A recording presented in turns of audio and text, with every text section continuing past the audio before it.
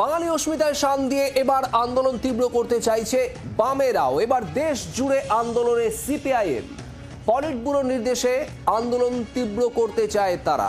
রাজ্যে জেলায় জেলায় আন্দোলন চালানোর সিদ্ধান্ত সিপিআইএমের। মমিতা চক্রবর্তী আমাদের প্রতিনিধি রয়েছেন আমাদের সঙ্গে। মমিতা, বাঙালি অস্মিতায় শান দিয়ে এবার আন্দোলন তীব্র করছে সিপিআইএম, ঠিক কি খবর? দেখো, যে গতকালের ঘটনা, দিল্লি পুলিশের যে বিবৃতি সামনে এসেছে এবং তারপর থেকে এই বিষয়ে দেশ জুড়ে বিজেপি বিরোধী সমস্ত রাজনৈতিক দল কিন্তু সুর চড়াতে শুরু করেছে। বাদ নেই বামেরাও এবং বিশেষ করে সিপিআইএম। তারা বলছেন যে এই শিডিউলে ভারতীয় সংবিধানে বাংলা ভাষাকে ভারতের ল্যাঙ্গুয়েজ হিসেবে স্বীকৃতি দেওয়া হয়েছে। সেই জায়গায় লক্ষ লক্ষ ভারতীয় বাঙালি যারা পশ্চিমবঙ্গ, ত্রিপুরা, আসাম এবং অন্যান্য রাজ্যে বাস করেন তাদের চূড়ান্ত অপমান করা হচ্ছে এবং এই বিষয়ে সুর চড়ানোর সিদ্ধান্ত নেওয়া হয়েছে।